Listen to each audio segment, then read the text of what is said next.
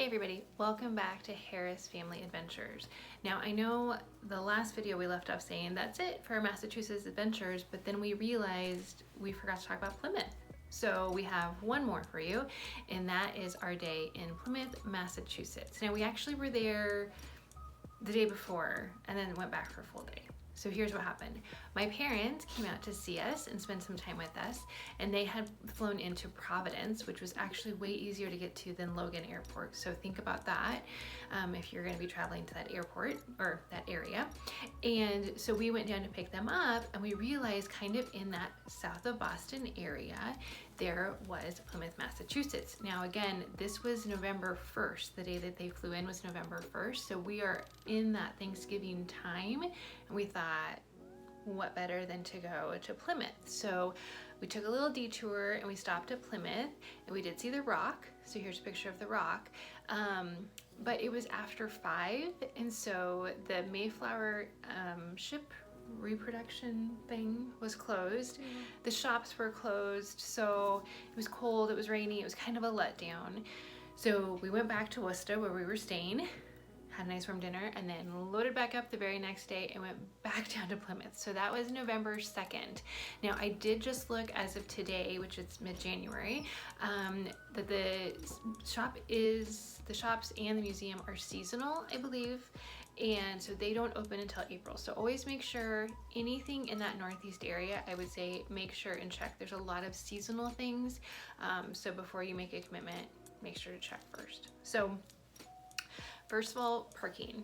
As the designated driver, not due to alcohol, just due to the traffic, I am always interested about parking anywhere we go. So parking was pretty readily available in early November on like a Wednesday afternoon. It wasn't too tricky. There was some lots available. There was also street parking, and they used the Passport app. So I'm gonna put a picture of it here. I already had the Passport app because that's what we use most often when we go downtown in Lincoln, Nebraska. That is also what they used all over in Breckenridge, Colorado. So if you're new here, we spent 5 weeks in Breckenridge earlier this year. And that's what they used in Plymouth. So I'm always happy to see, and just recently we went somewhere and they needed the Passport app. And I said, thank goodness, because that's the one that I have and it's so easy to use. So that was what we used. And then what's nice is you just add more time. So I always just set an alarm on my watch for when our timer is gonna run out, and then I can just add more time from my phone wherever we happen to be. Then we headed over to the Mayflower. So it's not the original. If you've seen our USS Constitution videos about the ship that we went on in the museum, that is the original ship. I mean, parts of it obviously have been replaced over the years, but it is the original ship. This is not the original Mayflower. Now, the original was destroyed. Probably, yes. We did not pay. My dad paid for us to go in, but I looked it up, and the tickets are $15 for adults and $13.50 for seniors, and then $12 for kids, which is ages, I believe it was 5 to 12. So it's not inexpensive, but it's not expensive. I had Reese give me his ranking out of 10, and you gave it a 5 out of 10.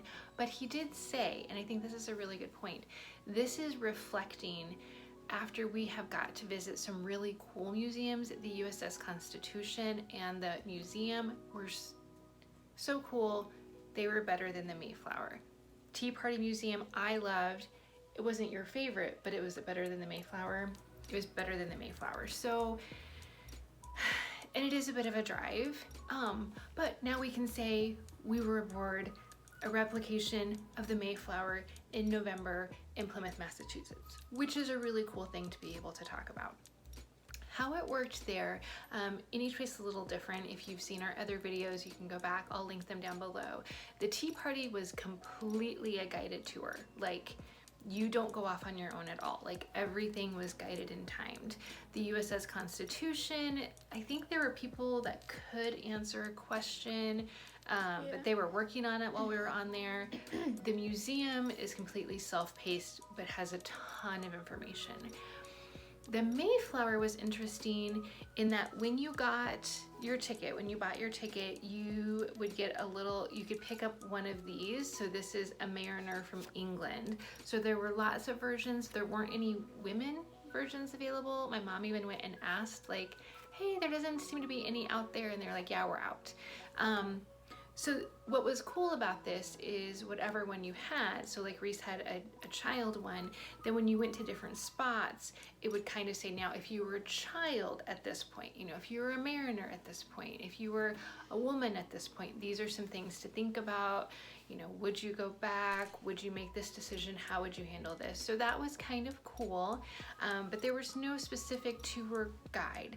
There were a couple people on board that would kind of give little spiels. So as you went like down a deck, there was a person to give a spiel, and we were actually there at a moment where they were kind of transitioning. So we got somebody that was just starting his shift, and I mean, that man knew everything about the Mayflower. And there was one other couple that was on the ship when we were, just because it's not a very busy time or day. So it was nice. My mom was able to ask him a lot of questions, and he answered every single one of them. Like, he knew everything. So there were people available to give you information, but you almost kind of had to seek it out. So it wasn't a guided tour, but there were people available to answer questions if you wished. It wasn't a huge ship. It wasn't very big. It didn't take us very long to explore. You could only go on like the main deck and then one level below. And they had a couple of things before you got on there. Yeah, so they had, like I said, those little stations about like, this is what people would be thinking as they got on board and that type of thing. And once you got off, they had a very much enlarged copy of the Mayflower Compact, which is something I didn't know about. My parents didn't know about. So that was kind of fun to try and read that and try to, you know, in Old English, try to figure out what they were saying and that type of thing. I think it maybe took us maybe 45 minutes, probably closer to a half an hour to do the whole thing. Again, there wasn't very many people, so we were able to kind of maybe move quicker than you would have been if you were waiting for other people to finish. I think we saw one other group. Yeah, I think one other group. And again, you know, early November on a Wednesday, that's not going to be high season for visiting the Mayflower. So it was pretty dead, but it was interesting.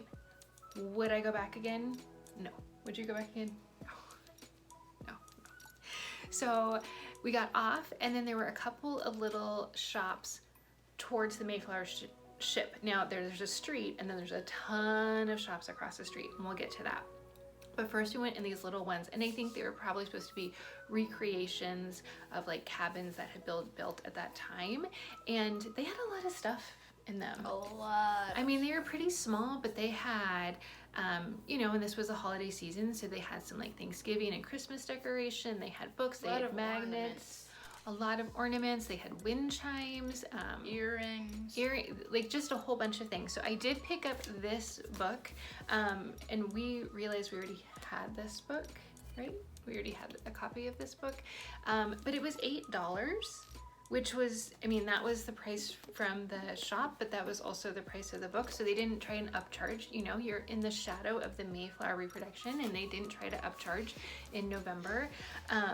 And what was interesting is then, because my parents were able to stay for a while and we were in the car a lot, my mom from the back seat would just kind of read out loud from this book.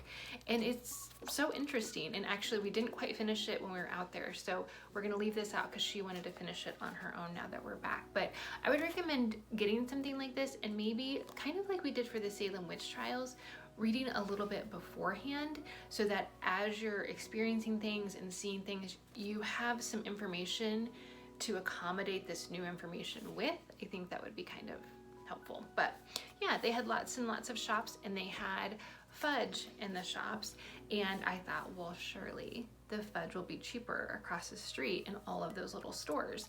So then we didn't buy any fudge. We ventured across the street and we started looking in the stores. It was just one of them was very stingy. Yeah, not very friendly. Lots of signs about, you know, keep control of your children. No soliciting. Don't take pictures of anything. I wouldn't say that the shopkeepers were very friendly. a couple of them smelled really bad. And there was a lot of things, and we, this happens, shirts that might have some crude sayings, or socks that might have the F word on them, and that type of thing. And Reese is 11, but at the same time, like, oh gosh, if I was walking through here with smaller kids that were old enough to read but not old enough to be like, oh, that's supposed to be funny because inappropriate, might be, I don't know. I didn't love the shopping there, and we like to shop. Didn't love the shopping there. I like the two. So then we decided to go and eat lunch. My mom really wanted clam chowder. If you watched our guided tour, or our the Freedom Trail walking tour that started in the Common with my parents, she really wanted clam chowder. She wanted Boston clam chowder, and when she was in Boston, she wanted New England clam chowder when we were in New England. So we found a spot. There were a couple of places to eat, and they seemed pretty reasonable. And we stopped at one, and it was very reasonable good chicken food, and it had really good chicken. My dad got chicken and fries. It was like enough fries for the table. My mom got her clam chowder, and she said it was delicious. So it was just just kind of the basics of food, but it was really good. But not the best quesadillas. Yeah, okay. Anyway, just a word of caution about that also is that it was only open till 2. So again, I think in the off season, things either aren't open or aren't open as long. They have modified hours, so just be checking. We kind of felt bad. We didn't realize that, and the wait staff was lovely and friendly, but just kind of know that going into it. So then we continued on down towards where we had parked the car, and I kept checking for fudge prices, and they were pretty high in a lot of the places. There was a variety of shops that we stopped in on our way back, and then we made it back to the car. I drove everybody back down to where those little shops were, ran in, got some fudge, and then we headed home. I will say, because I know people had seen this on Instagram and they were curious, I did get a pumpkin pie fudge. My dad's allergic to chocolate, so I got a chocolate fudge and a chocolate like walnut fudge. And a chocolate peanut butter. Yeah, and then I did get a pumpkin pie fudge because I thought, well, my dad could eat that, and I don't like pumpkin pie, so I didn't try it, but people said it was delicious. Other people in my family who ate it said it was really good. So I think that's something to come away with, is read this book about the Pilgrims and buy the pumpkin pie fudge from the little shops right next to the Mayflower ship. I am aware that they have kind of like a living history museum also. That was just going to be a little bit more involved than we were looking for the day, but that might be something to check in as well. We did venture up and saw like a place where they had put the remains that they had found of different humans, so it's kind of like a mass grave with a marker that would probably contain both some Native American as well as Pilgrim remnants and that type of thing. But overall, in November, Plymouth, maybe go for the fudge, and that's all. Anything else to add? If you are in is it called the Green Airport in Rhode Island? The Providence, yeah, I think it is the Green Airport, the Providence, Rhode Island Airport, yeah. If you're in the Providence, Rhode Island Airport at the right time, you can see the Patriots playing. Yes, so we are Patriots fans at our house, and as we were driving to pick up my parents, the Patriots airplane was there, and apparently that's where they keep it, and then the team just loads on it from there. So another reason to check out that Providence, Rhode Island Airport rather than flying into Logan, as you might think you would need to do for Boston. Otherwise, we are going to finally wrap up the Massachusetts series of videos. We have had a couple more adventures since coming back to Nebraska, so if you are interested in those, like if you want to see inside of our state capitol building, go ahead and hit that subscribe button. Otherwise, we'll see you in the next video. Bye.